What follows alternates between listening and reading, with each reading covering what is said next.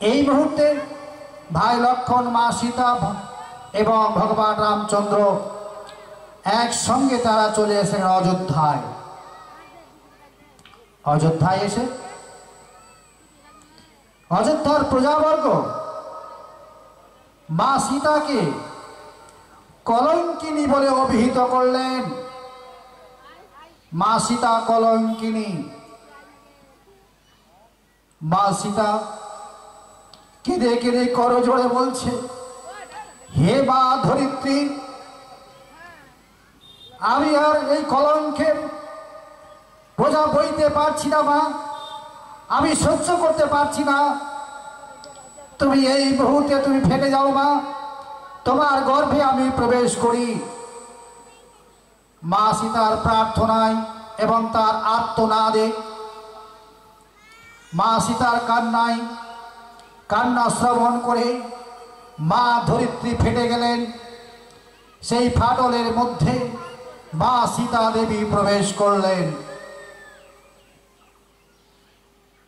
ভগবান রামচন্দ্র ভাই লক্ষণকে বললেন, ভাই লক্ষণ তুমি দেহ পতন করো। ভগবান রামচন্দ্রকে নিজেও দেহ পতন করলেন। তখন কি হলো? ত্রেতা যুগের সমাপ্তি এবং দাপর শুরু। মা দৈবকীর গর্ভে কংসের কারাগারে অনাদির আদি ঈশ্বর পরম কৃষ্ণ অনাদির আদি সর্বকারের কারণ ভগবান শ্রীকৃষ্ণ আবির্ভূত হলেন। শঙ্খ চক্র গদা পদ্মধারী নারায়ণ আবির্ভূত হলেন। তাহলে ত্রেতা যুগে যে দেবাদিদেব মহাদেবের বর্ণনাকৃত 745 খানা শ্লোক, ওই জ্ঞান নিয়ে দাপরে কৃষ্ণ রূপে জন্ম নিলেন ভগবান শ্রীকৃষ্ণ। অর্জুনকে বললেন, হে অর্জুন,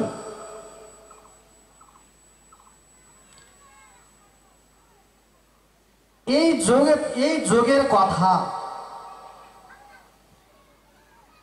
এই যোগের কথা সর্বপ্রথমেই বলেছিলাম সূর্য ভগবানকে,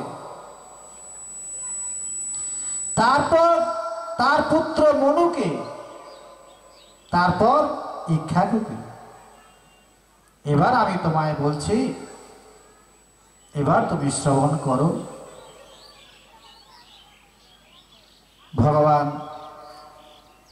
ভগবানকে প্রশ্ন করলেন অর্জুন, প্রভু সূর্য ভগবানের জন্ম তো অনেক আগে,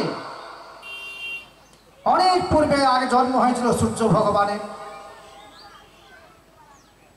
আর আপনার জন্ম হয়েছে অনেক পরে।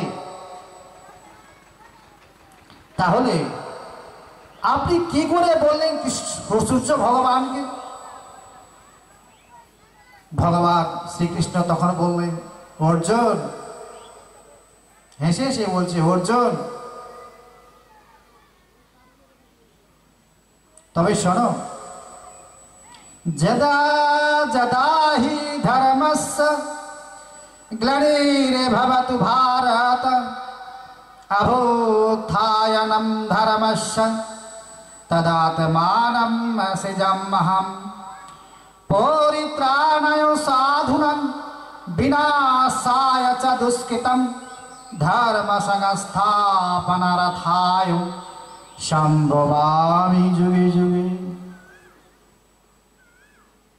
ভগবান শ্রীকৃষ্ণ অর্জুনকে তখন বললেন, হে অর্জুন, যখন ধর্মের গ্লানি হয়, অধর্মের উত্থান হয়, আমি পরিত্রাণায় সাধুনাং, সাধুদিগকে মুক্ত করার জন্য, উদ্ধার করার জন্য, আর দুষ্টদেরকে দমন করার জন্য আমি যুগে যুগে অবতীর্ণ হই। অর্থাৎ আমি ছিলাম, আমি আছি এবং আমি থাকব। তাহলে আমি কেমন করেছিলাম, কেমন করে আছি এবং কেমন করে থাকব, এই যে আমরা একটা উদাহরণ দিতে পারি। একটা গাড়ি চলে, গাড়ির সঙ্গে একটা চাকা, দুটো চাকা থাকে, আর কি থাকে, একটা ধুরি থাকে। তাহলে কি হয়, ধুরিটা ঘুরে না চাকাটা ঘুরে, কোনটা ঘুরে?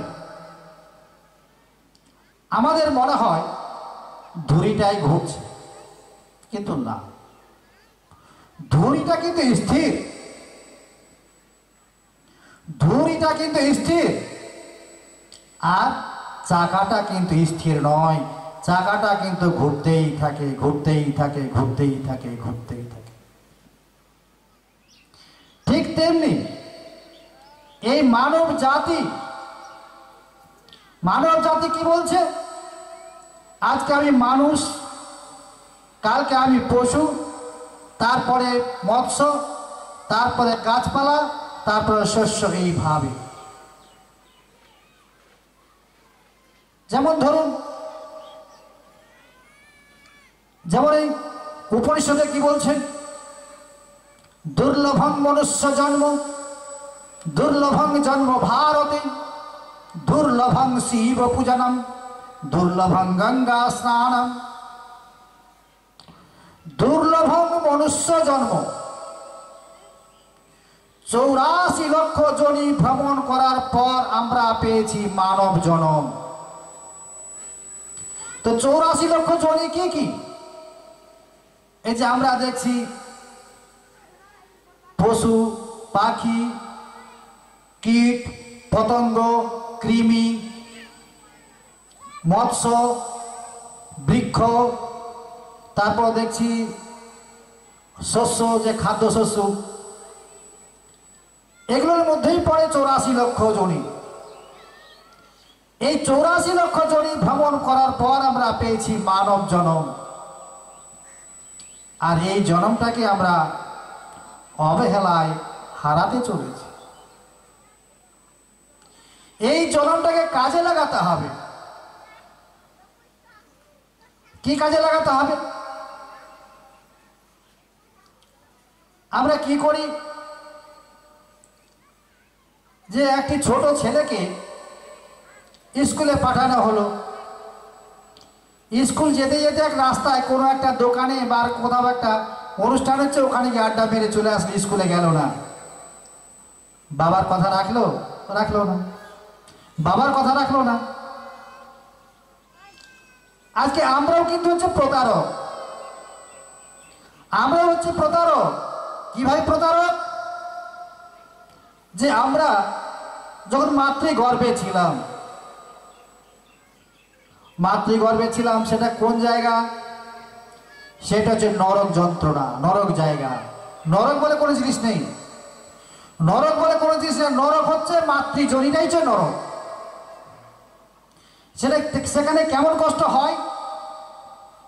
সেখানে কষ্ট হয়, দেখবেন যে একটা ফুটন্ত তেলের মধ্যে যখন একটা জীবন্ত মাছকে ছেড়ে দেওয়া হয়, মাছ যেমন যন্ত্রণায় ছটপট ছটপট করে, ঠিক তেমনি আমার মাতৃগর্ভে যন্ত্রণায় ছটপট ছটপট করছিল। তখন আমরা প্রভুকে বলতাম, প্রভু তুমি আমাকে মুক্তি দাও, মুক্তি করে দাও প্রভু, আর আমি জড়ক যন্ত্রণা সহ্য করতে পারছি না প্রভু।